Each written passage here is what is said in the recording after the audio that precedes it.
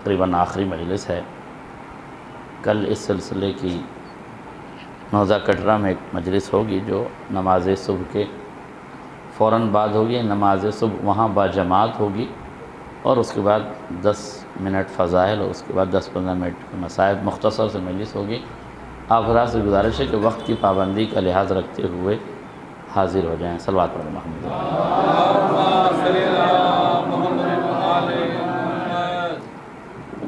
اس پرآشوب، پرفتن، پرخطر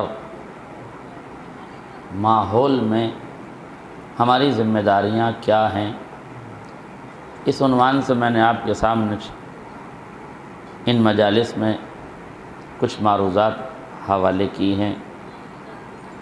یاد رکھیے گا، قومیں مٹی اور گارے سے نہیں بنتی، اینٹوں اور پتھروں کے جمع کر دینے کا نام قوم نہیں ہے۔ لوگوں کی قلت اور کثرت سے قومیں نہیں پہچانی جاتی، قوم قبیلائی نظام سے نہیں پہچانی جاتی، قوم طبقاتی نظام سے نہیں پہچانی جاتی، قوم عصبیتوں کے نعرے بلند کرنے سے نہیں پہچانے جاتے، قوم اختلافات کے گڈھے کھودنے سے نہیں پہچانی جاتی، قوم دعوی اتحاد کرنے سے نہیں پہچانی جاتی، قوم لفظوں کے نشتر چبھونے سے نہیں پہچانی جاتی۔ قوم پہچانی جاتی ہے عقیدے سے، قوم پہچانی جاتی ہے عقیدت سے، قوم پہچانی جاتی ہے شعور و آگہی سے، قومیں پہچانی جاتی ہیں علم و بصیرت سے، قومیں پہچانی جاتی ہیں اپنے تعمیراتی نظام سے۔ مسجدوں کی بلندیاں کسی قوم کی پہچان ہوا کرتی ہے، امام بارگاہوں کے عناوین کسی قوم کی پہچان ہوا کرتی ہے۔ اس کے حسن و خوبی سے منظم اجتماعات جس میں اختلافات کی جھلک نہ ہو، مکمل اتحاد کے پیرائے میں ڈھلی ہو، وہ قوموں کی منظم ہونے کی شناخت بن جاتی ہے۔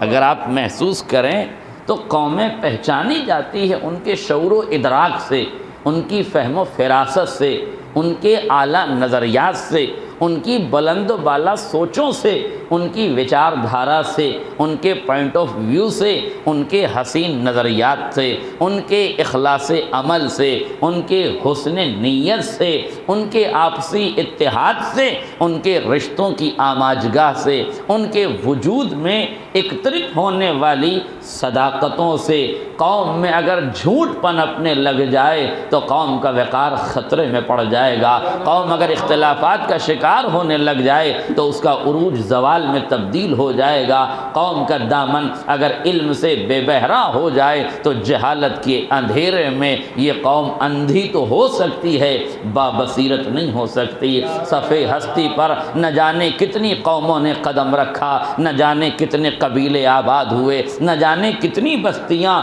اس عالم ہستی میں، عالم وجود میں آئی، مگر ہوا کیا؟ زمانے کی تیز رفتاری نے ان کے قدموں میں لڑکھڑاہٹ پیدا کر دی، ان کے وجود کو صفِ ہستی سے مٹا دیا۔ باقی کون سی قومیں رہ گئی؟ باقی وہی قومیں رہ گئی جن کا عنوان شہر علم تھا، جن کا امام باب مدینۃ العلم تھا۔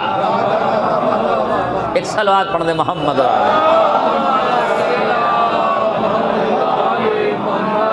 لہذا جس شہر میں رہو اسے علم کا شہر بنا کے رکھو، جن دروازوں پہ جب ہسائی کرو ان دروازوں کو باب علم کے عنوان سے قائم رکھو، اس لیے کہ علی اور اولاد علی کی یہی تو تمنا تھی، خواہشیں یہی تو تھی، آرزوئیں تمنائیں یہی تو تھی کہ دین پھیلے، اسلام پھیلے۔ ذاتیات کے جھگڑوں کا نام اسلام نہیں ہے، ذاتیات کے بیان کرنے کا نام اسلام نہیں ہے۔ اپنے مفاد کو ممبر سے بیان کرنے کو ممبر کا استعمال کہتے ہیں، ممبر کی عبادت نہیں کہتے۔ یہ ممبر استعمال کے لیے نہیں ہے، یہ ممبر استحصال کے لیے نہیں ہے۔ میرے عزیزوں، ایک ہوتی ہے اصلاح، ایک ہوتی ہے اپنے غضب کی تسکین۔ میرا جملہ واضح ہو جائے، ایک ہوتا ہے پیغام اصلاح، ایک ہوتا ہے اپنے غضب کی تسکین۔ میں جوش کے اس مرثی سے بالکل متفق ہوں جس میں اس نے خطبہ کے بارے میں لکھا ہے کہ خون اہل بیت سے لقمے کو ترک کرتا ہے تو، عشرہ ماہ محرم عید ہے تیرے لیے۔ میں بالکل ان کے نظریات سے متفق ہوں، مگر کاش جوش نے جوش میں آ کر اصلاح کی ہوتی، اپنی شراب نوشی کے پیمانے کو چھپانے کے لیے خطابت کی بغاوت کا سہارا نہ لیا ہوتا۔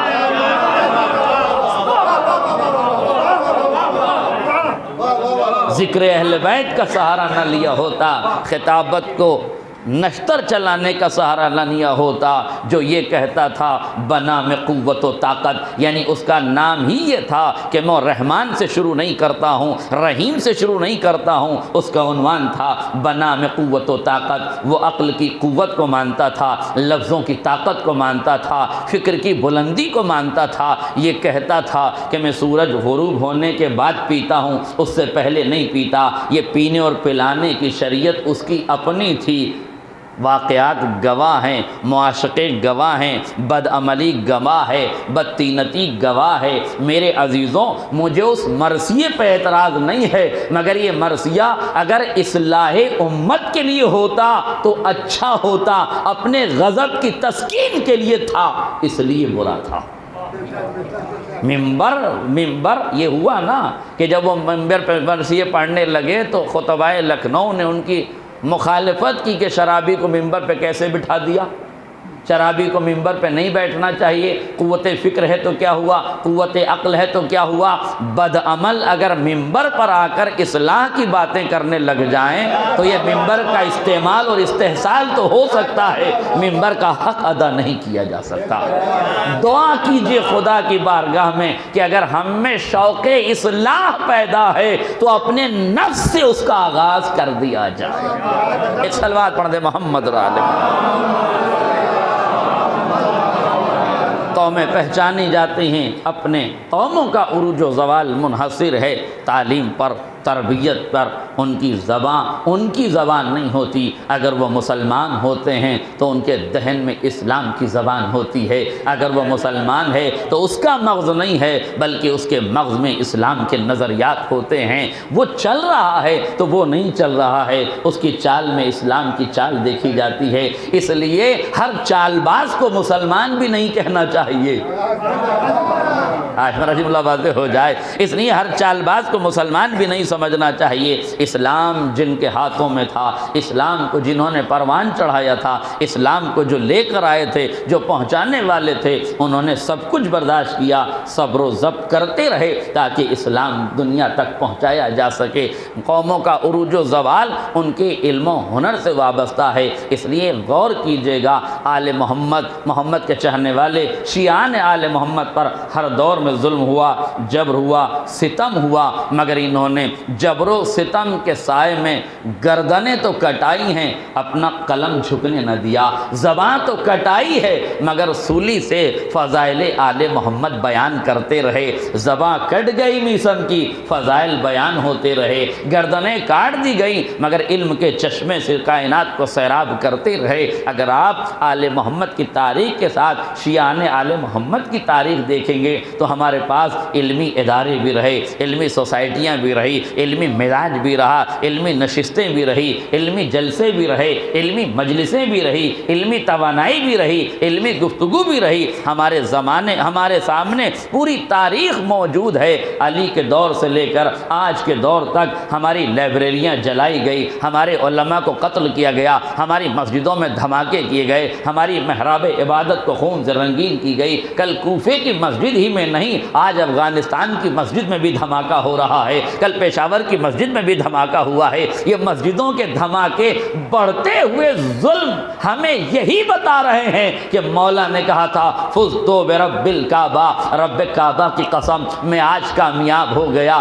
پیغمبر نے فرمایا تھا یا علی انتا و شیعتک ہم الفائزون، یا علی تم اور تمہارے شیعہ ہی کامیاب اور کامران ہو۔ کیسے معلوم ہوتا؟ اس حدیث کی تفسیر کیسے معلوم ہوتی، اس حدیث کی تفصیل کیسے معلوم ہوتی، ان لفظوں کا اجمال کائنات پر کب واہ ہوتا تو دنیا نے دیکھ لیا۔ کل علی نے مسجد میں کہا تھا فزت برب الکعبہ، رب کعبہ کی قسم میں آج کامیاب ہو گیا۔ جب مسجدوں سے شہادتوں کے جنازے نکلنے لگے تو کامیابیاں قدم چوم لیتی ہے۔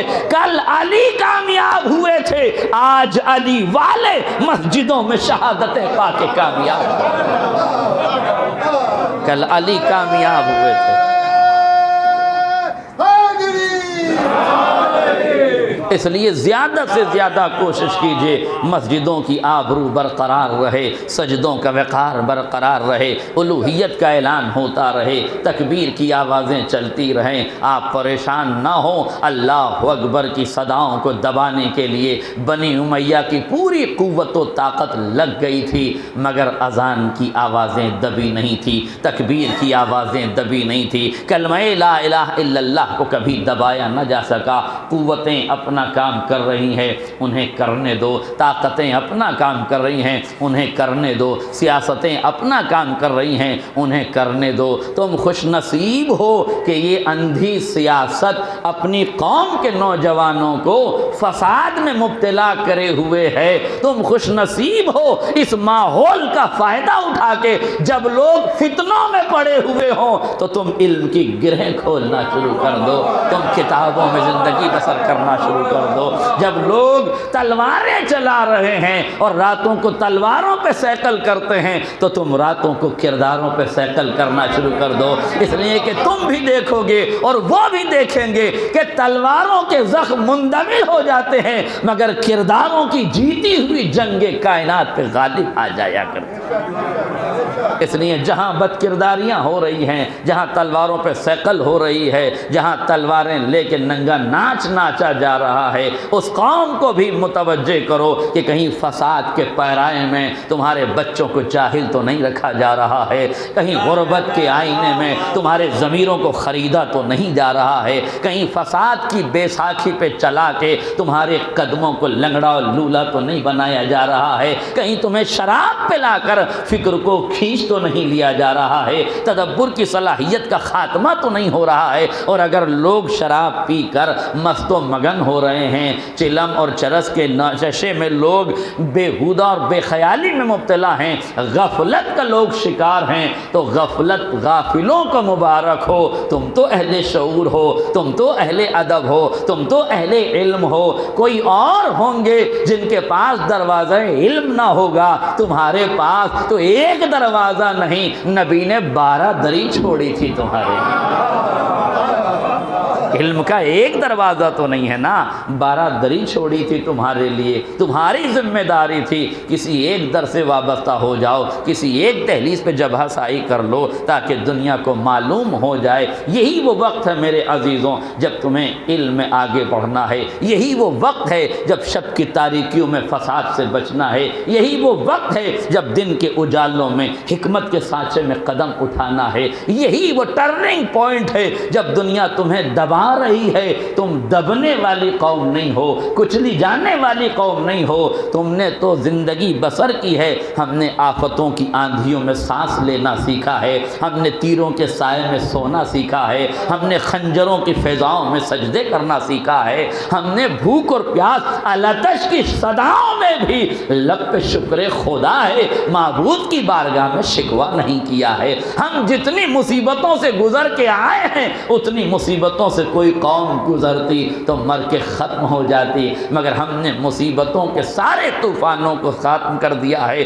ہم جس منزل کمال میں آ کے کھڑے ہو گئے ہیں اسے دنیا کی چھوٹی موٹی طاقتیں منزل زوال میں لا کے نہیں کھڑی کر سکتی۔ ہمیں اپنی ذمہ داریوں کو نبھانا ہوگا۔ جو ادارے علمی خدمات انجام دے رہے ہیں ان اداروں کو ہمیں سپورٹ کرنا ہوگا۔ آپ کے بہار کے استر پر ولی العصر ٹرسٹ جو مولانا میثم زیدی صاحب کا ہے ایک بہترین ٹرسٹ ہے، جو خدمت علم کر رہا ہے، جو اسکالرشپ بچوں کو دے رہا ہے، ایسے اداروں کا آپ ساتھ دیجئے۔ ادارہ حبل المتین ہائر ایجوکیشن کے لیے ہم نے لکھنؤ میں قائم کیا ہے تاکہ اس کے ذریعے سے آئی ایس اور آئی پی ایس لوگوں کو بنایا جا سکے، یا وہ بچے جو آئی ایس اور آئی پی ایس کی تیاری کر رہے ہیں ان کی مدد کی جا سکے۔ تو ایسے ادارے جو کاغذ پہ گلاب نہیں کھلا رہے ہیں بلکہ اس بنجر زمین میں اپنے وجود کو گاڑ کے چمنستان بنانے کی کوشش کر رہے ہیں، اس اقتصادی ماحول میں غربت کا کلیجہ نہیں چوس رہے ہیں بلکہ اپنے وجود کو سامنے رکھ کر آپ کو دعوت فکر و نظر دے رہے ہیں۔ اللہ نے عقل بھی دی ہے، آنکھیں بھی دی ہیں، خود سمجھ جاؤ گے ہر پھول سے خوشبو نہیں آتی، کاغذ کے پھول اور ہیں، خون سے سینچے ہوئے گلابوں کی تاثیر کچھ اور ہے۔ ایک صلوات پڑھ دے محمد اس لیے کوشش کیجئے کہ ایسے اداروں کی تقویت کی جائے، اقتصادیات سے ان کی مدد کی جائے۔ فقہائے اعظام کے، مراجع اعظام کے اجازے انہیں حاصل ہیں، آپ اپنی آنکھوں سے اجازہ دیکھیں، پرکھیں، غور کریں، اگر آپ کو کہیں صداقت ملے تو ساتھ دیں، مدد کریں، اعانت کریں۔ ذرہ برابر بھی جھوٹ کا شائبہ نظر آئے اپنے دامن کو بچا لیں، اس لیے کہ آپ کو ہلاکت میں جانے کی دعوت ہم نہیں دیں گے، اپنے مال کو برباد کرنے کی اجازت ہم نہیں دیں گے۔ لہذا آپ فکر و نظر والے ہیں، صاحبان شعور ہیں، عقل و خیرت کی وادی میں قدم زن ہیں، عظیم آباد کا عظیم مجمع، باشعور مجمع، اگر ہم اور آپ اس گزرتی ہوئی تاریخ میں اپنی بھومکا نہیں نبھائیں گے تو کون نبھائے گا؟ ہم اگر تاریخ کے اس سفر میں ایک دوسرے کا ہاتھ نہیں تھامیں گے تو کون تھامے گا؟ ہم اس پرفتن پرفساد ماحول میں اگر متحد نہیں ہوں گے تو کون ہوگا؟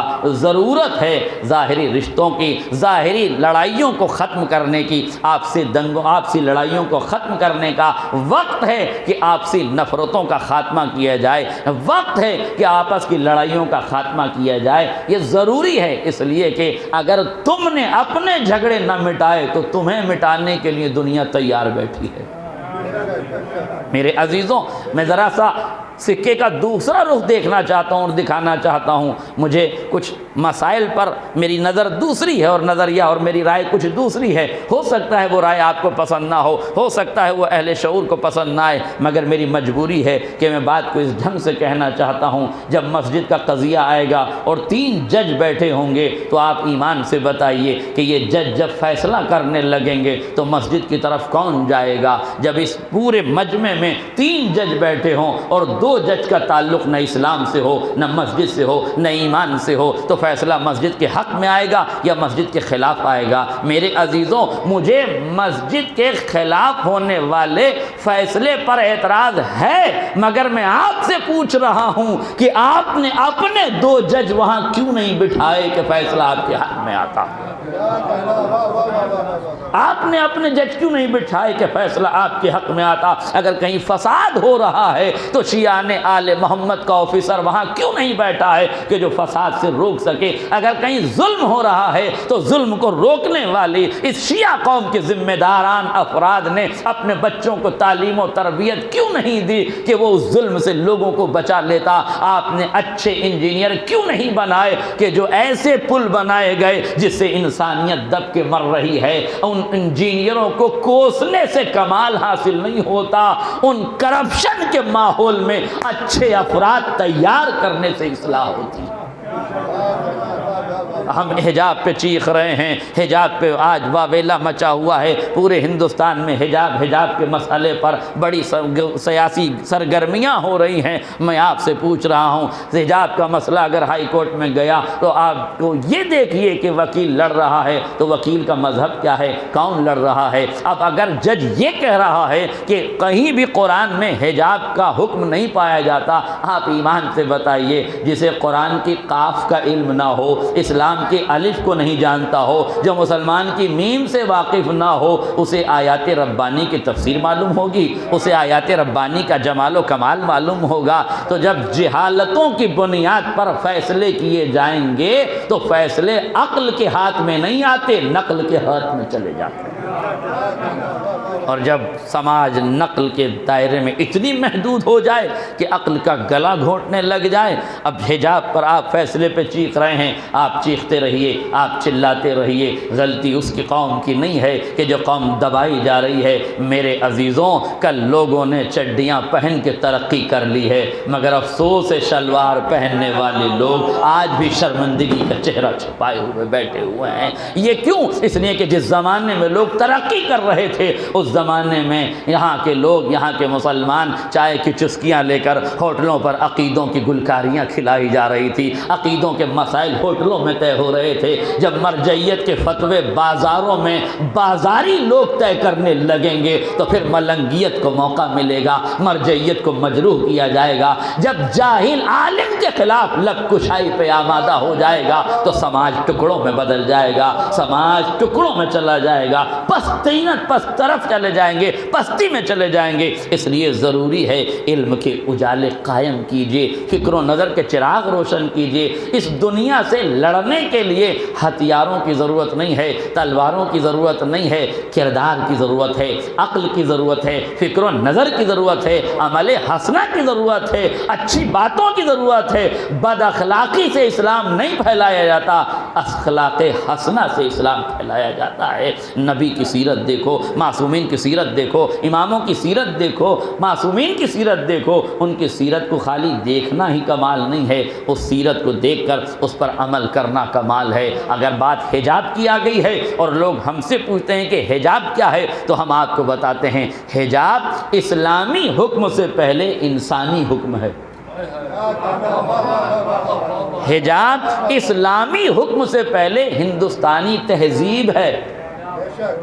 آپ کہاں جا رہے ہیں قرآن سے پردہ ثابت کرنے کے لیے؟ کہاں چکر میں لگے ہیں کہ قرآن سے پردہ ثابت ہو؟ ہم کہہ رہے ہیں اسلامی حکم بعد میں ہے، ہندوستانی حکم پہلے ہے۔ اسلامی حکم بعد میں ہے، انسانی حکم پہلے ہے۔ ایک بچی اپنے باپ سے کہتی ہے بابا یہ حجاب کیا ہے؟ یہ بیکورڈ ہے، یہ لوگوں کو پستی میں لے جاتا ہے، یہ لوگوں کو ترقی سے روکتا ہے۔ باپ نے کہا ذرا اپنی کتابیں لے کر آنا۔ بیٹی اپنی کتابیں لے کر آئی، بڑی بڑی موٹی موٹی کتابیں جن پہ کر بھی بڑھ چکا ہے۔ کتابیں سامنے لائی گئی، باپ نے کہا ذرا ان کتاب کو بتاؤ کس کتاب کا نام کیا ہے۔ اس نے پہلا ورقہ پلٹا، پہلا پیج پلٹا اور نام پڑھ کے بتانے لگی۔ باپ نے کہا کتاب کا نام تو اوپر ہی لکھا تھا صفحے پر، تم نے صفحہ کھولا کیوں اور پھر نام کیوں پڑھا؟ کہا بابا میں نے اس کتاب پہ ورقہ چڑھا دیا۔ جملہ واضح ہو جاتا، میں نے اس کتاب پہ جلد چڑھا دی ہے، ورقہ چڑھا دیا ہے، میں نے اس کتاب کو ڈھک دیا ہے، کور کر دیا ہے۔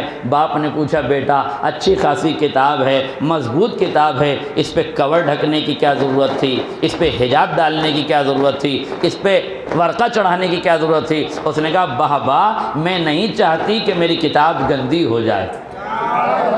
میرا جملہ واضح ہو جائے، میں نے چاہا کہ یہ کتاب محفوظ رہ جائے، گرد و غبار سے محفوظ رہ جائے، گندگی سے محفوظ رہ جائے، نجاست سے محفوظ رہ جائے۔ باپ نے مسکرا کے کہا میری بیٹی یاد رکھنا یقیناً تم نے اچھا کام کیا، مگر اتنا سمجھ لینا اس کتاب پہ جو گرد آ جائے گی وہ ہاتھ سے صاف کی جا سکتی ہے، مگر سماج میں جو ہوس رانی کی گرد آ گئی ہے وہ کسی دور حکومت میں مٹائی نہیں جا سکتی۔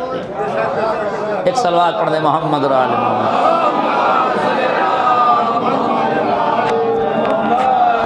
ایک اور صلوات پڑھ دیں آپ حضرات۔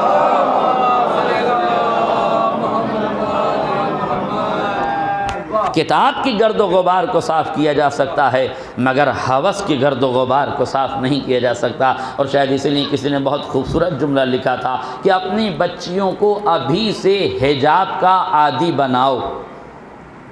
اپنی بچیوں کو، آپ آگے صلوات پڑھیں محمد اور آل محمد۔ اپنی بچیوں کو ابھی سے ہی حجاب کا عادی بناؤ، بچپن ہی سے انہیں حجاب کرنا سکھاؤ۔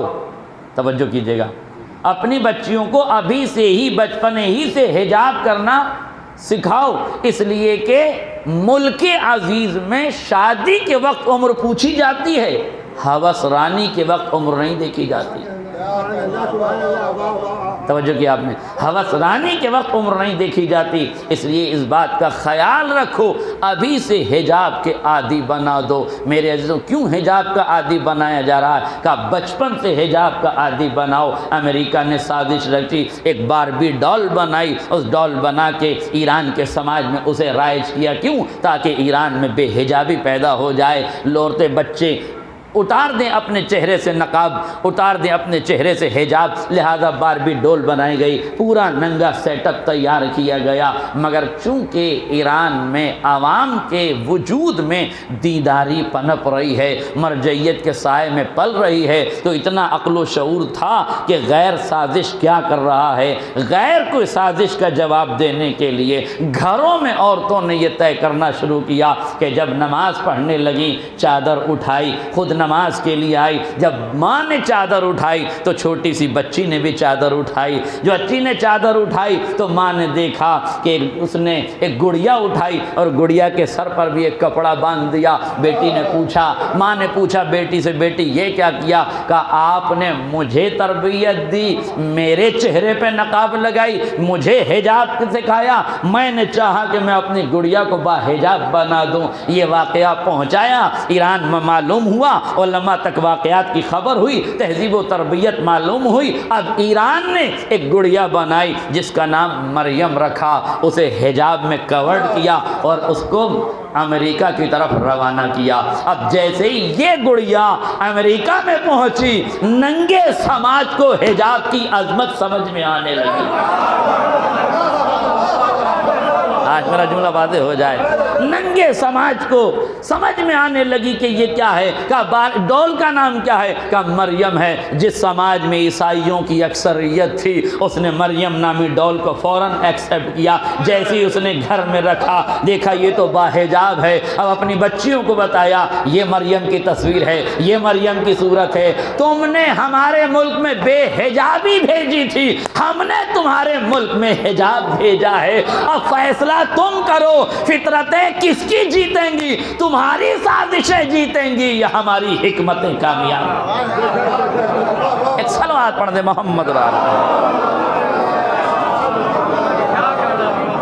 نتیجہ یہ ہوا کہ ایران کی سرزمین سے باربی ڈول کا جنازہ نکلنا شروع ہو گیا، مگر یہ مریم جو وہاں بھیجی گئی تھی مقدس شخصیت کے آئینے میں ڈھال کے بھیجی گئی تھی، اس لیے مذہبی تعصب یہ جانتا ہے کہ کچھ بھی ہو شخصیت مریم کو برباد نہیں کیا جا سکتا، اس لیے لوگوں نے قبول کرنا شروع کی۔ اب سمجھ میں آ گیا ادھر بھیجنے سے پہلے 10 بار سوچنا پڑتا ہے، تو جب ہم جوابی کارروائی کے لیے تیار ہو جائیں تو لوگوں کے سمجھ میں آ جائے گا۔ میں یہ نہیں کہتا کہ اس مسئلہ حجاب کی مخالفت کی جائے، مخالفت حجاب یہی ہے کہ بے حجابوں کو حجاب سکھا دیا جائے۔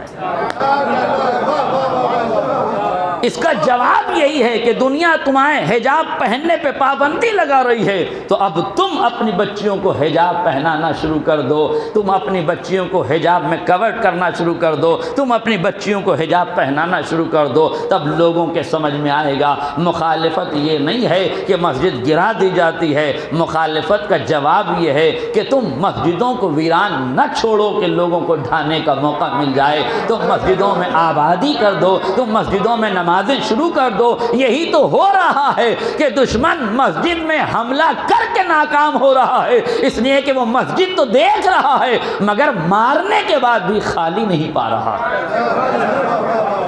افغانستان کی مسجد کو آپ نے دیکھ لیا، ہر طرف سے بم دھماکے کیے جا رہے ہیں، مگر اس کے بعد بھی شیعان آل محمد نے مسجدوں کو قائم رکھا ہے۔ یہ مسجدوں کو قائم کیوں رکھا جا رہا ہے؟ یہ مسجد میں نمازیں کیوں پڑھی جا رہی ہیں؟ ہاں میرے عزیزوں، جن کی عقل و خرد پر تالے چڑھ جائیں، جو دولت و ہوس کے چکر میں بہگ جائیں، ان احمقوں کی بات نہیں کرتا ہوں، ان کی تعداد ہمارے ملک میں اور ملک عزیز مقابل کے جو ملک ہیں ان میں بھی ان کی تعداد انگلیوں پہ گلی جانے والی ہے۔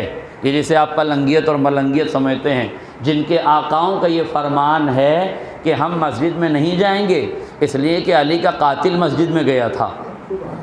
اب اس احمقانہ منطق کا کوئی حل ہے میرے عزیز؟ کیا کہا؟ ہم مسجد میں نہیں جائیں گے اس لیے کہ علی کا قاتل مسجد میں گیا۔ اچھا کس نے پڑھایا ہوگا انہیں سوائے ابن ملجم کے کوئی پڑھا سکتا ہے؟ آپ یہ دیکھیے غور کیجئے، دیکھیے کبھی کبھی ایسا ہوتا ہے، اور کبھی کبھی کیا یہ طریقہ ہے کہ برا آدمی برے لباس میں کام نہیں کرتا، برا آدمی اچھے لباس میں کام کرتا۔ ابن ملجم بن کے مسجد میں نہیں گیا تھا، نمازی بن کے گیا تھا۔ نہیں، شاید آپ کو یاد نہیں، میں اور مزید وضاحت کر دوں۔ اس ہندوستان کی سبھیتا تاریخ میں رامائن پڑھی ہے آپ نے، جب سیتا کا اپہرن ہوا یاد ہے، اور لکشمن نے ایک ریکھا کھینچی اور کہا کہ اس دائرے سے آپ کو باہر نہیں نکلنا ہے، یہ لکشمن ریکھا تھی کہ نہیں؟ مولانا فیروز احمد صاحب نے بڑا خوبصورت جملہ کہا ہے، اگر عورت اپنے حصار میں رہ جائے تو نہ جانے کتنی مصیبتوں سے پناہ میں رہ جاتی ہے۔ ہائے میرا جملہ واضح ہو گیا۔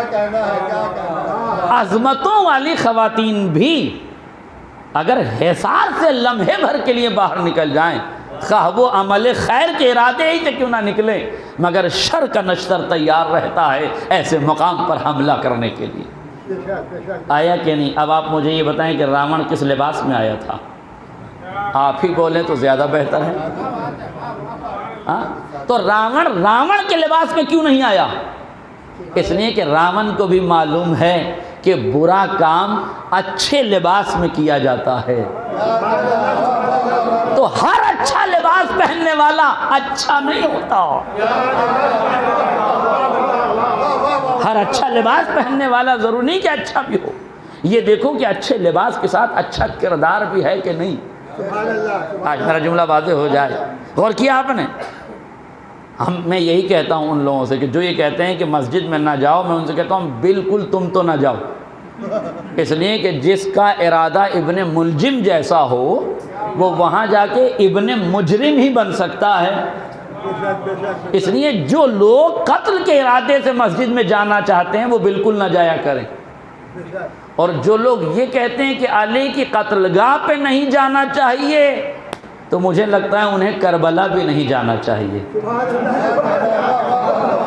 آج میرا جملہ واضح ہو جاتا، انہیں معصومین کی شہادتوں پر بھی نہیں جانا چاہیے۔ میرے عزیزوں، یہ صرف مسجد اور نماز سے روکنے کی بات ہے، اس لیے کہ انہیں معلوم ہے، وہ سوچ رہے ہیں کہ افیم اور چرس کے نشے میں جنت میں جائیں گے۔ انہیں معلوم ہونا چاہیے کہ مسجد میں شہادت دینے سے جنت کا راستہ کھلتا ہے، شراب کے نشے میں نہیں ملتی ہے جنت، جنت ملتی ہے ہوش و حواس میں اپنے وجود کی قربانی دینے سے۔ میں نے جملہ آپ کے سامنے عرض کیا، جب یہ محترمہ سیتا کا اغوا ہو گیا، اپہرن ہو گیا، اور راون اپہرن کر کے جانے لگا، تو محترمہ سیتا نے کچھ وستویں پھینکنا شروع کی تاکہ آنے والوں کو اپنی نشانی مل جائے۔ تو لکھا ہے رامائن کے آخری شلوک میں، آپ شروع کے شلوک میں آپ دیکھیے تو یہ لکھا ہے کہ انہوں نے انگوٹھی پھینکی، کسی نے یہ لکھا ہے کہ پھر انہوں نے ہاتھ کا کڑا پھینکا، پھر کسی نے لکھا ہے کہ انہوں نے جوتی پھینکی، یہ ساری نشانی اور ناک کی ایک نتھ اٹھا کے پھینک دی۔ اب یہ جب تلاش کرنے کے لیے شری رام جی پروشوتم، مریادہ پروشوتم شری رام جی اپنے بھائی کے ساتھ جب چلے ہیں، دیکھیے پروشوتم یہ ان کا نظریہ اور ہونا بھی چاہیے، اپنے سماج میں جو سروشریشٹھ ہو اس پروش کو اتم درجے ہی کا سمجھنا چاہیے۔ ہمارے لیے پروشوتم نبی رحمت کی ذات ہے، گرچہ ہم احترام ہر مذہب کا کرتے ہیں، ہم تو چاہتے ہیں کہ رام راج آ جائے، اس لیے کہ رام راج تو خود ہی آدھا اسلامی نظام ہے۔ ہم تو خود کہتے ہیں کہ رام راج آنا چاہیے، اسلامی نظام وہی ہے، مگر رام راج آنا چاہیے، راون راج نہیں۔ اچھا اچھا ہی رہے، اچھا برا اچھے کے لباس میں اچھا بن کے نہ دکھائے، اور فرما رہے ہیں لہذا کوشش کرنا چاہیے۔ اپہرن ہوا، چلے، وستویں پھینکی انہوں نے۔ اب جب دھیرے دھیرے تلاش کرنے کے لیے شری رام جی، شری لکشمن جی اور شری ہنومان جی تینوں آدمی جب نکلے تو ہنومان جی اس وستویں اٹھاتے گئے اور لکشمن جی کو دکھاتے گئے کہ یہ دیکھ رہے ہیں آپ، کہاں یہ تو بھابھی کی ہے، چپل ان کی ہے، جوتی ان کی ہے، انگوٹھی انہی کی ہے، کڑا انہی کا ہے۔ آخر میں غور کیجیے گا، آخر میں ہنومان نے ناک کی نتھ اٹھائی، نتھنی بھی کہتے ہیں جسے جو ناک میں پہنی جاتی، وہ اٹھائی۔ اٹھانے کے بعد شری لکشمن جی سے کہا کہ یہ کس کی ہے؟ लक्ष्मण जी ने कहा मैं इसे नहीं पहचानता, मैं इसे नहीं पहचानता। राम जी ने फौरन कहा ये तुम्हारी भाभी के नाक की नथ है, तुम इसे क्यों नहीं पहचानते? अब श्री राम जी ने फरमाया, श्री लक्ष्मण जी ने फरमाया कि मैं इसे क्यों नहीं पहचानता? फरमाया भैया मैं अपनी मर्यादा की सीमाओं को जानता हूँ, मैं अपनी मर्यादा की सीमाओं को जानता हूँ। मेरे धर्म में भाभी का चेहरा देखना जायज़ नहीं है। जिस समाज की ज्ञानी किताब में, धार्मिक किताब में हिजाब इस पैमाने पर हो, अगर वही लोग इस्लाम की मुखालिफत में अपनी मजहबी किताबों की तौहीन करें तो इससे बड़ा अक्ल का मातम और क्या होगा? इससे बड़ा अक्ल का मातम। इसका मतलब ये है कि हिजाब लक्ष्मण की आंखों का नाम है। हिजाब लक्ष्मण की आंखों का नाम है। हिजाब पर हमला हम पर हमला बाद में है, लक्ष्मण की आंखों पर हमला पहले है। हिजाब पर हमला हम पर नहीं है, आपकी मजहबी किताब की रोशनी में आपके धार्मिक विचारधारा पर हमला है।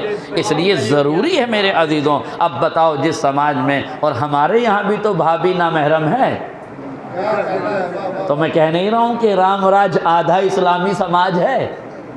आज मेरा जुमला वाज़ेह हो जाए, महरम और नामहरम की परिभाषा हर मजहब में बताई गई है ना, तो इस मजहब में भी बताई गई कि नहीं? और यही वो मजहब है जिसमें मैं कह रहा हूँ, इस मजहब में ही, हिंदू धर्म में ही, इसी की अखंडता और एकता में ही शिक्षा की अहमियत है, ज्ञान की अहमियत है, अहले इल्म और अहले शऊर की अहमियत है। यही रामायण, इसी का आखिरी श्लोक, जब राम ने रावण का वध कर दिया और रावण आखिरी सांसें ले रहा है, मरने के कगार पर है, 10 सरों वाले के 10 सर कट चुके हैं, बस अब आखिरी अंतिम क्षण है, लास्ट मोमेंट है जहाँ पर वो खड़ा हुआ है। श्री राम जी ने अपने भाई लक्ष्मण से कहा कि जाओ, ये रावण बड़ा ज्ञानी था, इससे शिक्षा प्राप्त करो। हाय मेरा जुमला वाज़ेह हो जाए, इससे तालीम हासिल करो, जाओ। लक्ष्मण ने सुना, कहा अच्छा ज्ञानी था, फ़ौरन गए, उसके सराहने खड़े हुए और सराहने खड़े होकर कहा कि मुझे मेरे भ्राताश्री ने भेजा है, मुझे ज्ञान प्राप्त करना है, सुना है आप बहुत बड़े ज्ञानी हैं। रावण ने कहा जाओ यहाँ से, तुम्हें ज्ञान प्राप्त करना आता ही नहीं है, मैं तुम्हें कैसे ज्ञान दूंगा, जाओ यहाँ से। जाहिर है एक देवी देवताओं के आकार में शख्स है, फ़ौरन सुना और गैज़ व गज़ब में पहुँचे अपने भाई के पास, कहने लगे भ्राताश्री देखिए आप, अहंकार देखिए रावण का, मृत्यु के द्वार पर खड़ा है, झांकनी के आलम में है, आखिरी सांसें ले रहा है, बस लम्हे भर में मरने वाला है, मगर अहंकार, ईगो, तकब्बुर, गुरूर, घमंड देखिए, मुझसे कह रहा है कि तुम्हें तालीम लेना नहीं आता, तुम्हें ज्ञान का अर्थ नहीं आता, तुम यहाँ से जाओ। राम मुस्कुराए। देखिए गज़बनाक आदमी के सामने गज़बनाक होना कमाल नहीं है, गज़बनाक आदमी के सामने मुस्कुराना कमाल है। मुस्कुराए, मुस्कुरा के पूछा ये बताओ तुम खड़े कहाँ थे? तुम जब तालीम हासिल करने के लिए, ज्ञान प्राप्त करने के लिए गए तो खड़े कहाँ थे? उसने कहा कि मैं रावण के सराहने खड़ा था। आपने कहा फिर तुम गलत जगह खड़े थे ना, ज्ञान तो गुरु के चरणों से प्राप्त किया जाता है। जिस मज़हब में ज्ञान की इतनी प्रतिभा है, इतनी अहमियत है कि ज्ञान प्राप्त करने का मकाम भी वो रखा जहाँ से इंकिसारी छलकती हो, गुरूर तकब्बुर न झलकता हो। जाओ वहाँ जाके खड़े हो। फ़ौरन गए, जाके पांति खड़े हुए, आंखों में आंखें डाल के कहा अब तो ज्ञान दे दो। कहा हाँ अब तुम सही जगह आए हो, ये ज्ञान प्राप्त करने की सही जगह है। देखिए ज्ञान प्राप्त करने की सही जगह की आज़मत भी वही जानते हैं जो ज्ञानी हैं। اگیانی کو کیا معلوم مدرسے کی عظمت کیا ہے؟ جس نے اسکول کا چہرہ نہ دیکھا ہو اسے اسکول کے حسین چہرے کے بارے میں کیا پتا؟ جس نے یونیورسٹی کی جوانی نہ دیکھی ہو اس بڈھے کو یونیورسٹی کی عظمت کا اندازہ کہاں سے ہوگا؟ جن کی جوانیاں جرم میں گزرتی ہوں انہیں شکشا کے مندروں کا آبھات نہیں ہوگا۔ جو جرم میں غرق ہوتے ہیں انہیں نہیں معلوم ہوتا ہے کہ شکشا کا مندر پوتر ہوتا ہے۔ اس پوتر مندر میں دہشت گردیاں نہیں کی جاتی، اس پوتر مندر میں برائی نہیں کی جاتی، قتل و غارت گری نہیں کی جاتی۔ مگر جس سماج میں اسکولوں پر راج ہونے لگے، جہاں کالجز بدنام ہونے لگے، جہاں یونیورسٹیوں میں دنگا ہونے لگے، پھر وہاں سے علم کو کھدیڑا جا رہا ہے، علم کو نکالا جا رہا ہے۔ جب علم پر حملہ ہو تو اہل علم کی ذمہ داری ہے کہ جہالت کو جڑ سے ختم کرنے کا کام شروع کرتے ہیں، اور جب تک علم کے حصول کے لیے ہم اور آپ نہیں اٹھیں گے اس وقت تک کامیابی اور کامرانیاں حاصل ہونے والی نہیں ہیں۔ میرے تو 2 حدیث کے فقرے ہیں، یاد رکھیے گا۔ مولا کائنات نے فرمایا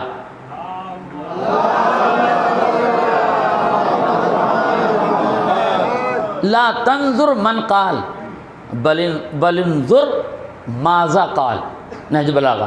یہ نہ دیکھو کہ کون کہہ رہا ہے، یہ دیکھو کہ کیا کہہ رہا ہے۔ دوسرا فقرہ حدیث کا خذ الحکمت ولو کان من اہل النفاق، حکمت کا سرچشمہ جہاں سے تمہیں ملے اسے لے لو۔ خذوہ اینما وجدتموہ، جہاں سے حکمت پائے لے لو۔ یہ نہ دیکھنا کہ حکمت کہاں سے مل رہی ہے، ہو سکتا ہے کہ نفاق کے سینے میں حکمت ہو اور تمہیں مل رہی ہو تو تم وہاں سے بھی حکمت لے لینا۔ یہ آچاریہ چانکیہ نے کہا تھا کہ گیان جہاں سے ملے لے لینا، رشتوں کی عظمتوں سے ملے تو وہاں لے لینا، رشتوں کے دکھوں سے ملے تو وہاں لے لینا، اپنے دیں تو لینا، پرائے دے تو لینا۔ اس لیے کہ شکشا ہر جگہ ملتی ہے، بس لینے والے کی آنکھیں کھلی ہونا چاہیے۔ شکشا ہر جگہ ملتی ہے، بس لینے والا ہونا چاہیے۔ میں نے جو جملے کہا ہے کس لیے؟ یہ نہ دیکھو کون کہہ رہا ہے، یہ دیکھو کیا کہہ رہا ہے۔ حکمت جہاں سے ملے وہاں سے لے لو۔ اب جب لکشمن جی نے پوچھا راون سے کہ مجھے گیان پراپت کرو، تو اب لکشمن جی سے راون یہ کہتا ہے اب یہ نہ دیکھو کہ کون کہہ رہا ہے، یہ دیکھو کہ کہہ کیا رہا ہے۔ راون کہتا ہے لکشمن اس بات کا دھیان رکھنا، مجھے اتنے دیوی دیوتاؤں کے وردان حاصل تھے کہ کسی طاقت میں اتنی طاقت نہیں تھی کہ میرا بال بیکا کر دیتی، مگر میں آج اگر اس انجام کو پہنچا ہوں تو اپنے اہنکار سے پہنچا ہوں، اپنے غرور سے پہنچا ہوں، اپنے تکبر سے پہنچا ہوں، اپنے ایگو سے پہنچا ہوں، اپنی وچاردھارا سے پہنچا ہوں۔ اس لیے یاد رکھنا سب کچھ کرنا پر اہنکار نہ کرنا۔ میں کہنا چاہتا ہوں پوری دنیا کے ذمہ داروں سے، جب راون جیسے گیانی کا اہنکار نہ چلا،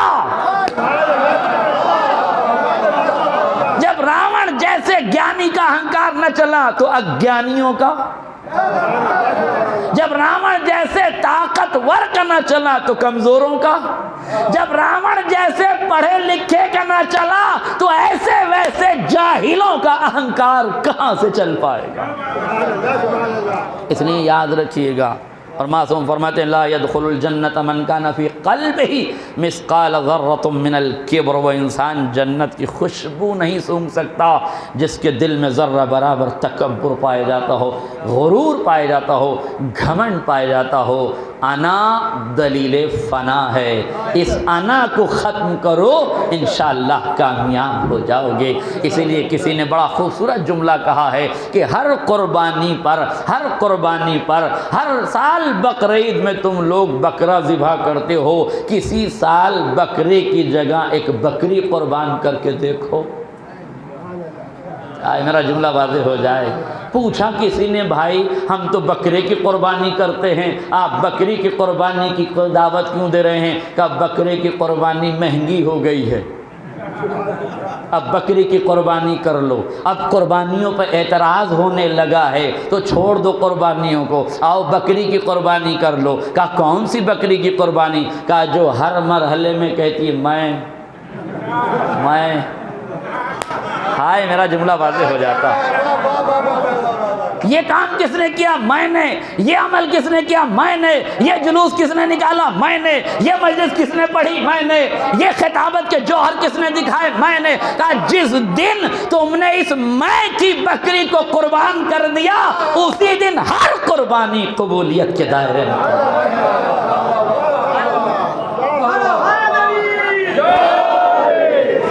بس ایک دن اس میں کی قربانی کو کر کے تو دیکھو.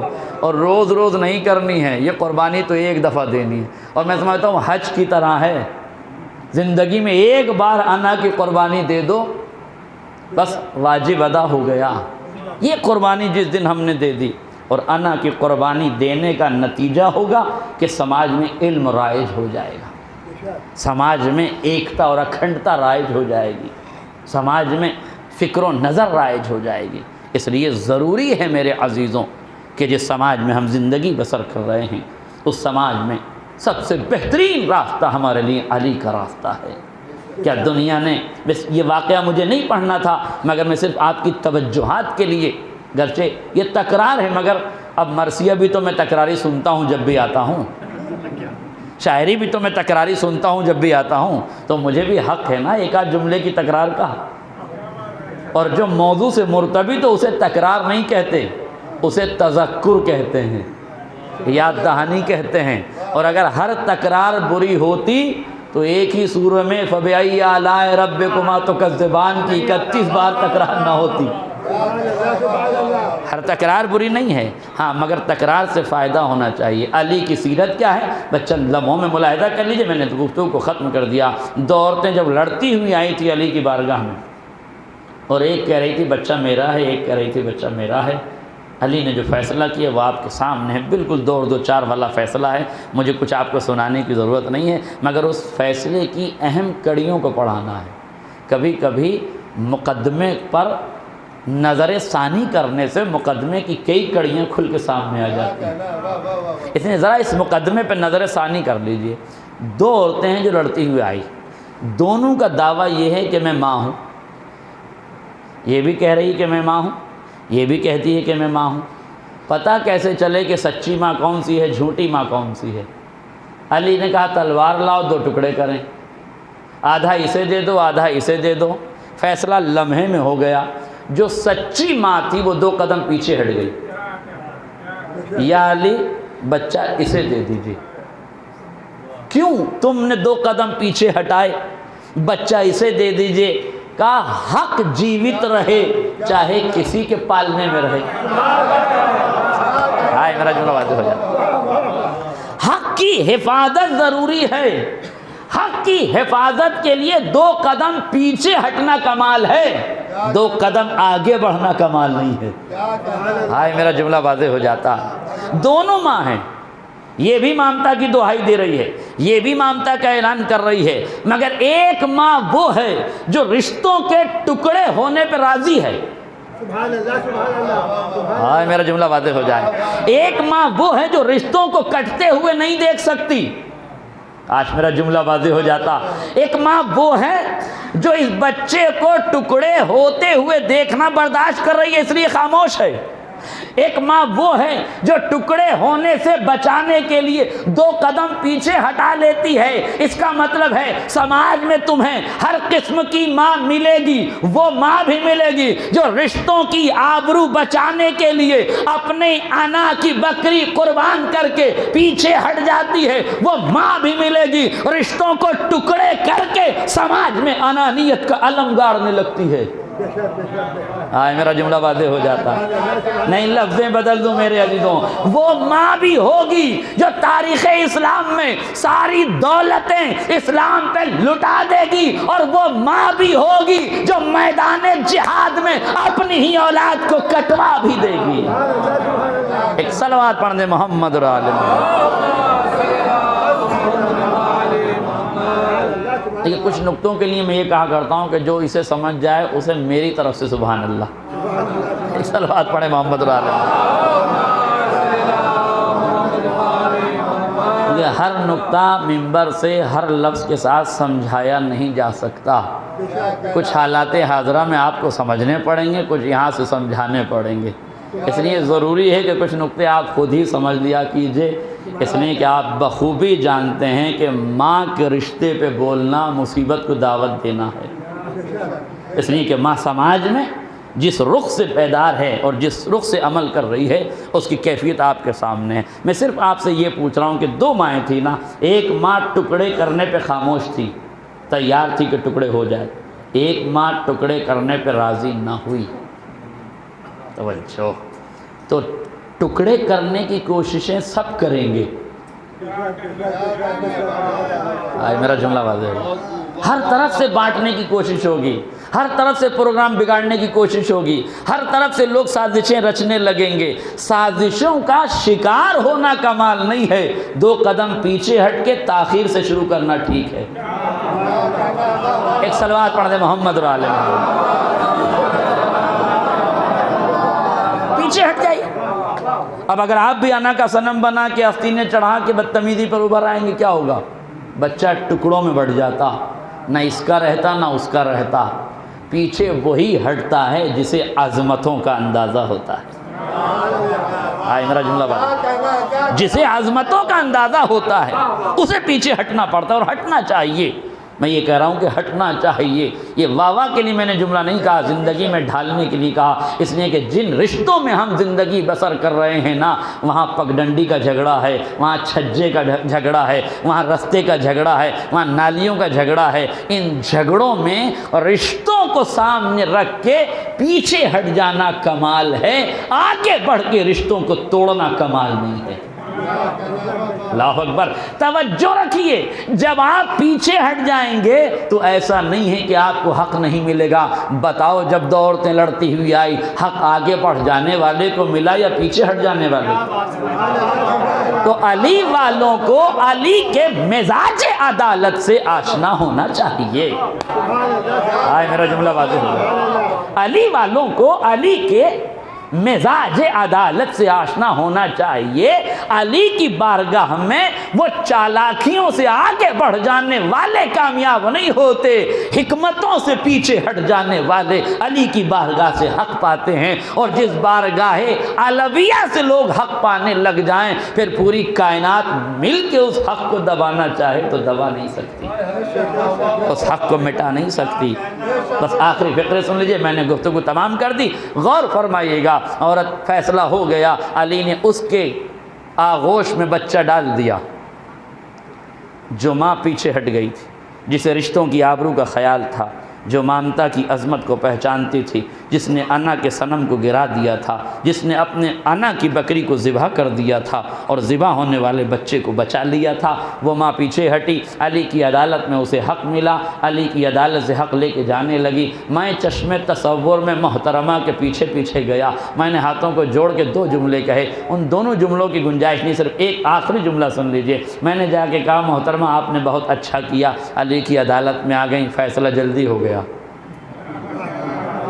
ہمارے یہاں آتی تو یہ بچہ دادا بن گیا ہوتا، فیصلہ نہ ہوا ہوتا کہ ان کا ہے یا ان کا ہے۔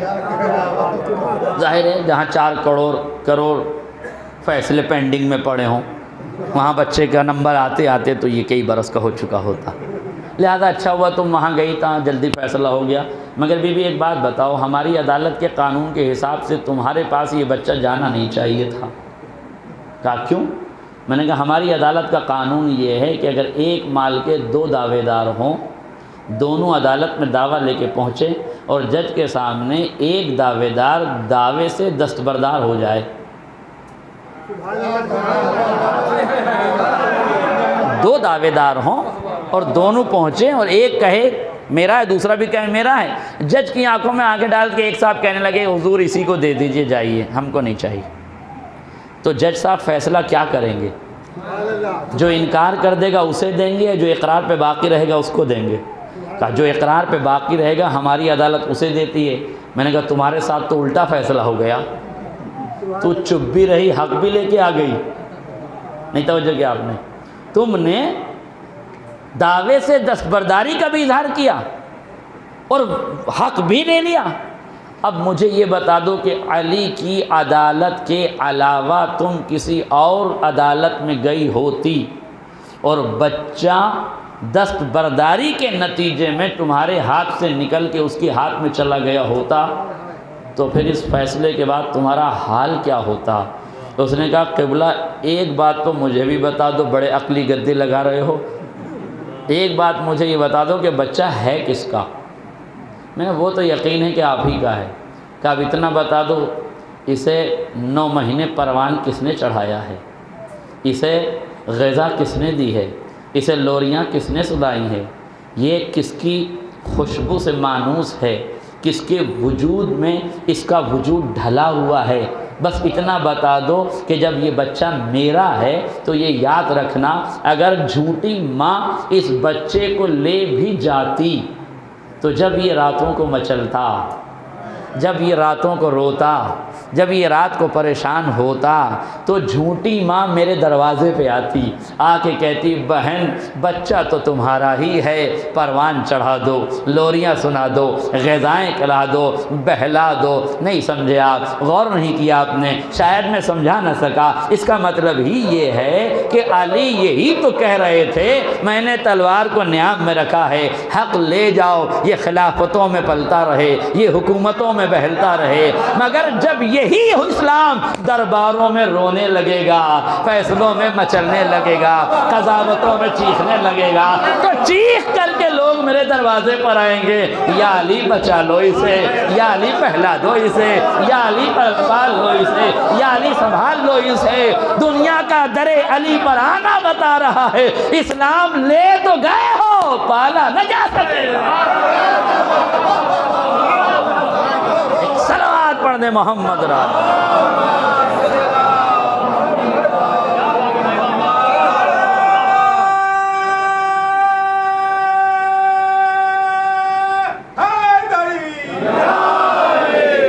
لہذا علی نے سکوت اختیار کیا، علی خاموش رہ گئے۔ بس میرے عزیزوں دامن وقت میں گنجائش نہیں، ورنہ میں سکوت علی کا سر نہا بیان کرتا آپ کے سامنے کہ علی کی خاموشی کون سی خاموشی تھی، علی کا صبر کس مقام پہ تھا۔ یہ 25 برس کی خاموشی کسی ایسے انسان کی خاموشی نہیں تھی جو گنگ صفت ہو، کوئی ایسا انسان نہیں تھا جو خاموشی سے زندگی بسر کرنے والا ہو، یہ اس فصیح و بلیغ انسان کی خاموشی تھی جو خطبوں کا لاسانی تھا، جو فصاحت و بلاغت کا معیار رکھنے والا تھا، جس کے لبوں سے نکلے ہوئے الفاظ نہج البلاغہ کی شکل میں 1000 صفحے پر علی کے لفظوں کے گلاب کی شکل میں کھلے ہوئے تھے۔ یہ کسی عام آدمی کا سکوت نہیں تھا، یہ خطیب لاسانی کا سکوت تھا، یہ فصیح بے بدل کا سکوت تھا، یہ اس علی کی خاموشی تھی جو متکلم تھا، جو قادر الکلام تھا، جس کے خطبے، جس کے کلام، جس کی بلاغت، جس کی فصاحت، جس کی عظمت، جس کی لفظوں کی گرانی کا عالم یہ تھا کہ لب ہلتے تھے تو ایسا لگتا تھا کہ وادی ایمن کا نور بھر دیا گیا ہو، ایسا لگتا تھا جیسے علی نہیں بول رہے ہیں، ایک نورانی شخصیت ہے جس سے چشمہ فیض جاری ہو رہا ہے، عطاشی علم جس کے سامنے اپنی مشقوں کو جھکائے ہوئے، اپنی دہن کو زکائے ہوئے، اپنے لبوں کو سکائے ہوئے بیٹھے ہیں علی کی بارگاہ میں، علی کا چشم فیض جاری ہے۔ اس چشم فیض کے پانے والے کوئی مقداد بن رہا ہے، کوئی بوذر بن رہا ہے، کوئی سلمان بن رہا ہے، کوئی عمار بن رہا ہے، کیسی کیسی شخصیتیں ہیں جو علی کے علم سے فیضیاب ہو رہے ہیں۔ ابو ذر جیسا بہادر اسی دہلیز کا پلا ہے، میسم جیسا غلام اسی دروازے پہ پلا ہے، قمبر جیسا غلام اسی دہلیز کا جارو کش ہے، فضہ جیسی کنیز اسی گھر میں گہوارہ جبانی کرنے والی ہے۔ کیسی کیسی شخصیتوں کو علی نے پڑھایا۔ تو دنیا کر کیا رہی تھی؟ کہ دنیا تلوار پہ سیکل کر رہی تھی، علی اس خاموش زندگی میں کرداروں کو سنوار رہے تھے۔ آئے میرا جملہ واضح ہو جائے۔ دنیا حکومت کی نوک پلک درست کر رہی تھی، علی حکمت کی نوک پلک درست کر رہے تھے، دنیا پراگندہ علاقوں کو سمیٹ کے حکومت کا جغرافیائی نظام بنا رہی تھی، علی پراگندہ آیتوں کو سمیٹ کر قیامت تک کے لیے قرآن کا وجود بچا رہے تھے۔ بتاؤ بہترین کام رقبوں کو سمیٹ کر اسلامی مملکت بنانا ہے یا پراگندہ آیتوں کو سمیٹ کر قرآن کو بچانا ہے؟ بس وہی ذمہ داری جو علی کی تھی، وہی ذمہ داری اس وقت کی دور میں علی والوں کی ہے۔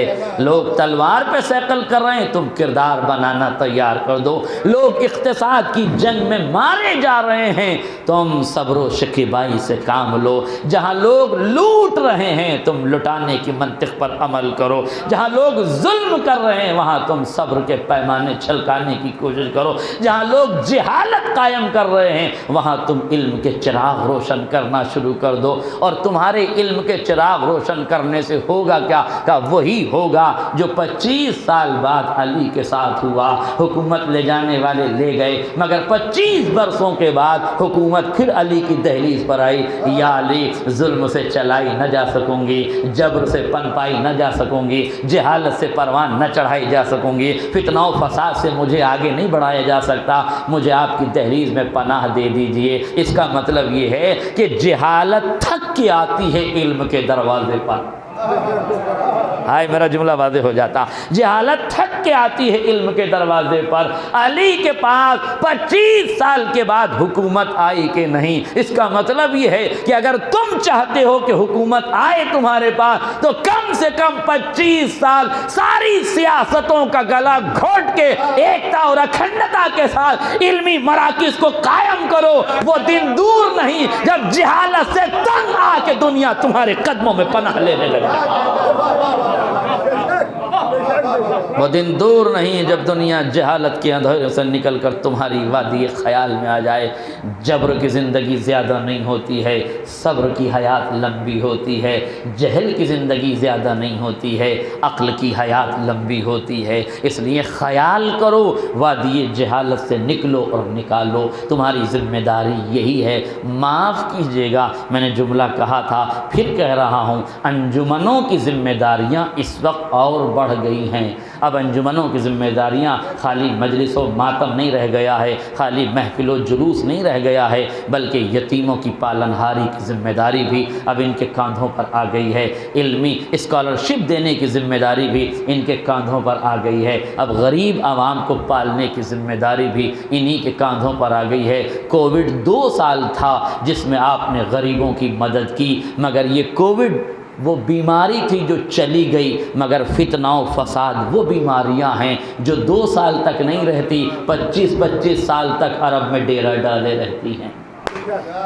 آج میرا جملہ واضح ہو جائے، 25 سال تک عرب میں ڈیرہ ڈالے رہی ہیں، مگر اس 25 برسوں میں بتاؤ تھا کوئی غریب جسے علی نے بھوکا سونے دیا ہو؟ تھا کوئی یتیم جسے علی نے پیاسا رہنے دیا ہو؟ تھا کوئی غریب جسے علی نے غریب رہنے دیا ہو؟ ان 25 برسوں میں حکومت اقتصاد جمع کر رہی تھی، بیت المال بڑھایا جا رہا تھا، قبائلی نظام پروان چڑھ رہا تھا، عرب اپنے اس تعصب کے ماحول میں جی رہا تھا، عجم کو دبایا جا رہا تھا، عرب کا وقار بڑھایا جا رہا تھا۔ ایسے ماحول میں بھی علی گھروں میں جا کے ناچ پہنچاتے تھے، علی گھروں میں جا کے کھانا پہنچاتے تھے۔ تاریخ نے وہ 4 سال نہیں لکھے ہیں جس میں علی غریبوں کو کھانا کھلاتے تھے، بلکہ وہ 25 برس بھی لکھے ہیں جس میں علی شب کی تاریکی میں اپنی پشت پر غذا پہنچاتے تھے۔ تو کیوں علی 25 برسوں میں غذا پہنچا رہے تھے؟ اسلامی دور تو تھا، حکومتی دور تو تھا، ترقی کا دور تو تھا،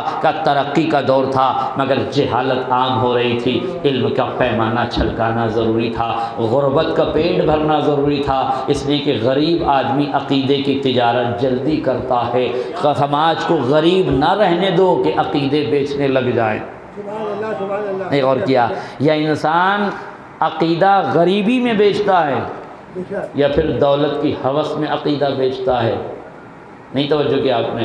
دیکھیے ایک آخری جملہ سن لیجیے، ہمارے پاس وقف خوری کے عذاب کی کوئی تصویر دنیا میں نہیں تھی۔ وقف کھانے والوں کی دنیا میں ان پر کیسے عذاب ہوتا ہے یہ تصویر اب تک ہمارے سامنے نہیں تھی، مگر اب ایک تصویر آ گئی ہے۔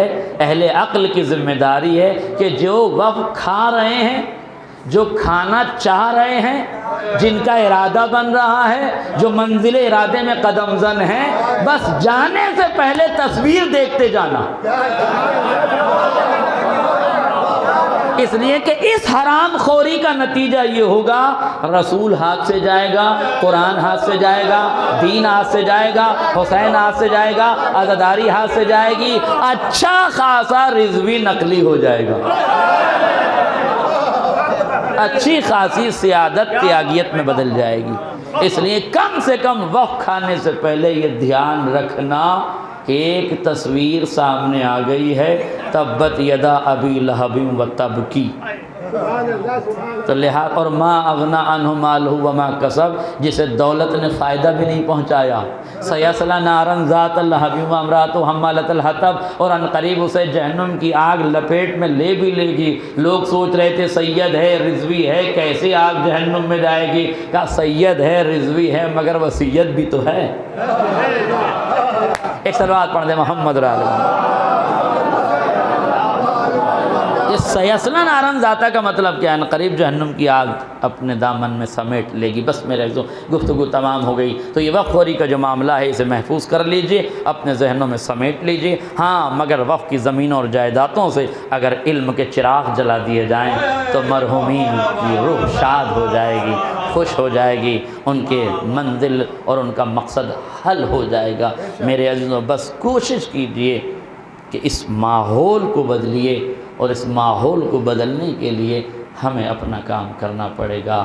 دو لفظوں سے دل میں اجالا نہیں پیدا ہوتا، بار بار لفظیں کہنی پڑتی ہیں تب جا کے دل بدلتا ہے۔ یہ قلب کے معنی ہی قلب کے ہیں، یہ بدلتا رہتا ہے۔ مجلس میں باتیں اچھی لگتی ہیں، باہر نکل کے تبصرے میں اچھی لگتی ہیں، بس منزل عمل ہی میں پسند نہیں آتی۔ ہاں اس لیے میرے عزیزوں یاد رکھیے گا، باہر نکل کے بڑی اچھی مجلس پڑھی، بہت اچھی مجلس پڑھی، ہم بھی خوش آپ بھی خوش، جاتے جاتے آپ نے ہم سے مصافحہ کیا، آپ بھی خوش ہم بھی خوش، لیکن نتیجہ عمل ہمیں ابھی ہاتھ میں نہیں آ رہا ہے۔ بس جس دن ہم نے عمل کے نتیجے کو محسوس کرنا شروع کر دیا، بس اسی دن ہم کامیاب ہو جائیں گے۔ اس پرآشوب دور سے گھبرانے کی ضرورت نہیں ہے، آپ کو مہنگائی سے پریشان ہونے کی ضرورت نہیں ہے۔ میں آپ کو کہہ کے جا رہا ہوں، الٹیمیٹم دے کے جا رہا ہوں، آپ بالکل اگر 1 روپے میں اناج کا 1 دانہ ملنے لگ جائے تب بھی شیعوں کو پریشان ہونے کی ضرورت نہیں۔ کیوں؟ اس لیے کہ شیعوں کا خدا زندہ، رسول زندہ، امام زندہ۔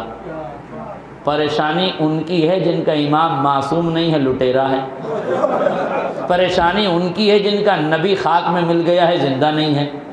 پریشانی ان کی ہے جن کا خدا بولتا نہیں ہے، جن کا خدا دیکھتا نہیں ہے، جن کا خدا سنتا نہیں ہے۔ مگر انہیں پریشان ہونے کی کیا ضرورت ہے جن کا خدا دیکھتا بھی ہے، سنتا بھی ہے، بولتا بھی ہے، جس کا امام غیبت کے پردے سے حفاظت بھی کرتا ہے، جس کا رسول ہم الفائزون کی سند بھی دیتا ہے۔ تمہیں پریشان ہونے کی ضرورت نہیں ہے، بس تمہیں تو 2 کام کرنے ہیں، بس توجہ کیجیے گا۔ اقتصاد میں، مہنگائی میں پریشان ہونے کی ضرورت نہیں ہے، 2 تعویذ ہیں جو لے لو۔ ویسے تو تعویذ والے مولانا کوئی اور ہیں جنہیں آپ پسند کرتے ہیں، خدا ان کے تعویذ میں اور برکت عطا فرمائے تاکہ آپ کی پسند میں اور اضافہ ہو جائے۔ مگر میں آپ کو 2 تعویذ دے کے جا رہا ہوں، یہ تعویذ لکھے ہوئے نہیں ہیں، پڑھے ہوئے ہیں۔ یہ تعویذ عقیدت کے نہیں ہیں، یہ تعویذ حقیقت کے ہیں۔ یہ 2 تعویذ رکھ لیجئے، توکل اللہ پہ کیجئے، توسل آل محمد سے کیجئے۔ بس توکل اللہ پہ کیجئے، توسل آل محمد سے کیجئے۔ توکل ہو پر کاہلی نہ ہو۔ ہائے میرا جملہ واضح ہو جائے۔ توکل کرو پر کاہل نہ رہنا، توسل کرو پر جاہل نہ رہنا۔ توکل کے لیے محنت ضروری ہے، توسل کے لیے معرفت ضروری ہے۔ بس یہ 2-4 کام ہیں جو کر لو۔ توکل اپنے خدا پہ رکھو، توسل آل محمد سے رکھو، پریشان ہونے کی کوئی ضرورت نہیں ہے۔ 1 ناچ کا دانہ 1 روپے میں بھی ملے گا تو تمہارے لیے سستا ہوگا۔ ہاں جب لڑائی 80-20 کی ہو تو آپ کو پریشان ہونے کی کیا ضرورت ہے؟ صبر تو کرنا پڑے گا نا آپ کو، لوگوں کو یہ بتانا پڑے گا نا کہ مہنگائی کی جو ڈائن ہے وہ چہرہ دیکھ کے نہیں ڈستی۔ ہائے میرا جملہ واضح ہو جائے، مہنگائی کی جو ڈائن ہے وہ چہرہ دیکھ کے نہیں ڈستی کہ اس کے ماتھے پہ سجدے کا نشان ہے یا کچھ اور لکیر ہے۔ تو اس لیے مہنگائی سے پریشان ہونے کی آپ کو کوئی ضرورت نہیں ہے۔ ہاں اپنے اقتصادیات کو سنبھال کے رکھو، اپنے سرمایے کو محفوظ رکھو، غریبوں کی مدد کرو، علم کے اداروں کی مدد کرو، علمی اداروں کو مدد کرو، خرچے پہ کنٹرول رکھو، اس لیے کہ بچا ہوا پانی پیاس کی لذت کو بڑھا دیتا ہے، اور تشنگی کے عالم میں وہ بچا ہوا پانی ہی سرمایہ حیات بن کے سماج میں آتا ہے۔ میں نے پانی اور پیاس کی مثال روزے میں دیکھ کے آپ کو بتا دی ہے کہ اگر تشنگی شری لنکا سے اٹھی ہے تو کم سے کم ہندوستان میں سمندروں کا تو انتظام کر لو، تاکہ بوقت تشنگی تمہاری پیاس سے ہلاکت نہ ہو جائے۔ اس لیے شاید میرے اشاروں اور کنایوں کو میرے بچے اور نوجوان نہ سمجھیں، مگر میرے بزرگ ضرور سمجھ گئے ہوں گے۔ خدا کرے کہ وہ سمجھ کے آپ کو گھر جا کے مزید سمجھا دیں تاکہ مسئلہ حل ہو جائے۔ بس میرے عزیزوں، گفتگو تمام ہو گئی۔ یہ مولا کائنات کے ایام تھے۔ ان ایام میں ہمارے لیے علی کی سیرت نمونہ عمل ہے، آل محمد کی سیرت ہمارے لیے نمونہ عمل ہے۔ علی زخمی حالت میں ہیں، بیت الشرف میں ہیں، بیٹیاں بار بار بابا کو حسرت کی نگاہ سے دیکھتی ہیں، بیٹے بار بار حسرت کی نگاہ سے دیکھتے ہیں۔ علی بیٹے اور بیٹیوں کو جمع کرتے ہیں اور جمع کر کے وصیتوں کا آغاز کرتے ہیں۔ ہاں علی زخمی ہے مگر ہر ایک کا حق بتا رہے ہیں۔ حسن و حسین کو اپنے سامنے بلا کے جو وصیت علی نے کی ہے، کبھی موقع ملے تو علی کا وہ وصیت نامہ پڑھیے گا جس میں علی نے کہا، اے حسن و حسین، اللہ اللہ میں تمہیں تقوی کی وصیت کرتا ہوں۔ اے حسن و حسین، میں گزارش کرتا ہوں تلاوت قرآن کرتے رہنا، تدبر قرآن کرتے رہنا، یتیموں کا خیال رکھنا، بیواؤں کا خیال رکھنا، سماج میں کم طبقے کے لوگوں کا خیال رکھنا، غریبوں کے پالنہار بڑھتے رہنا۔ اللہ اللہ، جاتے وقت علی اگر وصیت کر رہے ہیں تو یتیموں کے لیے، وصیت کر رہے ہیں تو غریبوں کے لیے، وصیت کر رہے ہیں تو بیواؤں کے لیے۔ ہاں جب ساری وصیتیں علی کر چکے، اب اہل خانہ کو ایک دوسرے کے ساتھ جوڑنا علی نے شروع کیا۔ تاریخ کہتی ہے امام حسن کو بلایا، ایک ایک بیٹے اور بیٹی کو بلایا، سب کا ہاتھ حسن کے ہاتھ میں دیا۔ لو عزاداروں، وصیت علی کر رہے ہیں، ایک ایک کا ہاتھ حسن کے ہاتھ میں دیتے جاتے ہیں۔ اے میرے لال حسن، زینب کا خیال رکھنا، اے میرے لال حسن، ام کلثوم کا خیال رکھنا، اے میرے لال حسن، اولاد جعفر کا خیال رکھنا، اولاد عقیل کا خیال رکھنا۔ میرا مولا وصیتیں کرتا جا رہا ہے۔ تاریخ کہتی ہے جب وصیتیں علی کی مکمل ہو گئی ہیں، ابھی ایک مقام پر جناب ام البنین نے دیکھا۔ تاریخ کہتی ہے، روایت کے فقرے یہ ہیں کہ جب جناب ام البنین نے دیکھا کہ بیٹا ہے جس حالت میں ہے، اپنے سر کو جھکائے ہوئے ہے، آنکھوں سے اشکوں کا سیلاب رواں ہیں، چہرے پہ سراسیمگی کے آثار ہیں، اس کیفیت میں اپنے بیٹے کو دیکھا، پوچھا عباس کیا بات ہے، کیوں پریشان ہو؟ کہا ماں، آقا نے سب کو آقا حسن کے حوالے کر دیا، مجھ غلام کو کسی کی حوالے نہیں کیا۔ کیا میرے لیے بابا کی کوئی وصیت نہیں ہے؟ کیا میں علی کی تمنا ہونے کے باوجود، علی کی تمنا ہونے کے باوجود، علی کی حیات کی آخری تمنا بن کر میں وصیت کے دائرے میں نہیں ہوں، میں وصیت کے خانوں میں کہیں نہیں رکھا گیا، مجھے بابا نے کسی کے حوالے نہیں کیا۔ جناب ام البنین تڑپ گئیں، عباس کا ہاتھ پکڑا، علی کی خدمت میں گئی، ہاتھوں کو جوڑ کے فرمایا، میرے والی و وارث، میں آپ سے کوئی شکایت نہیں کر رہی ہوں، کنیز کی کیا اوقات کہ آقا سے شکایت کرے، مگر ایک بات پوچھنا چاہتی ہوں، اے آقا آپ نے سب کے لیے وصیت کر دی، عباس وصیت سے باقی رہ گیا، اس کے لیے کوئی وصیت نہیں ہے۔ امام نے عباس کو قریب بلایا، کلیجے سے لگایا، کہا میرے لال عباس، ارے تو علی کا پارہ جگر ہے، ہے، تو تو علی کی تمنا ہے، ارے ہر محاذ پر تو علی کا نائب ہے، ارے تجھے علی کیسے بھول سکتا ہے؟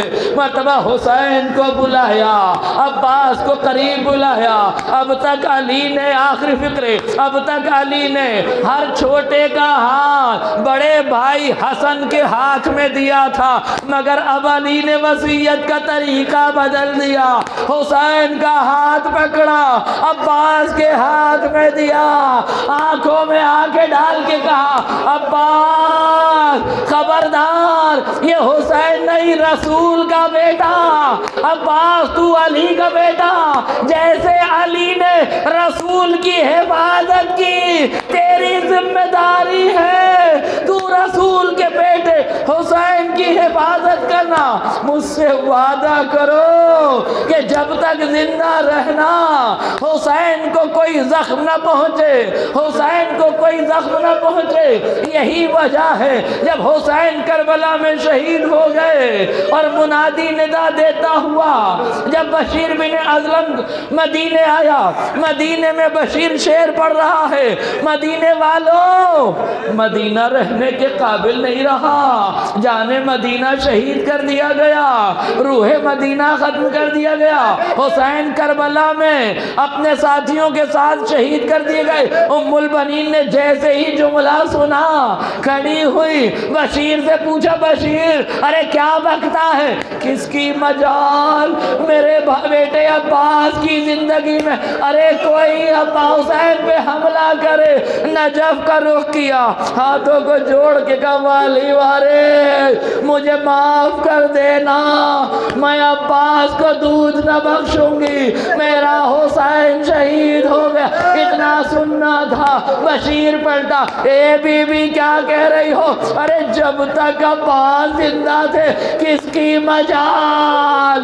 جو حسین کے خیموں کی طرف نظر کرتا، پہلے عباس کے بازو کٹے ہیں، بعد میں تیر حسین پہ چلے ہیں، جب تک عباس زندہ رہے حسین کی امیدیں زندہ تھی۔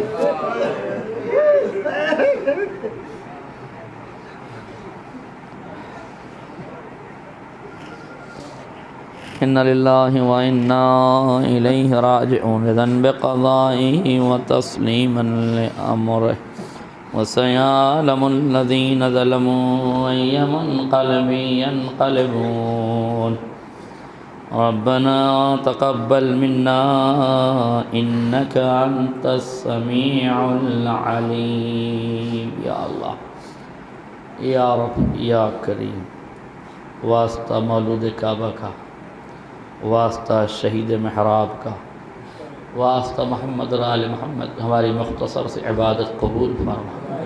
کریم پروردگار، واسطہ محمد اور آل محمد کا، بانیان عزا کی توفیقات میں اضافہ فرما۔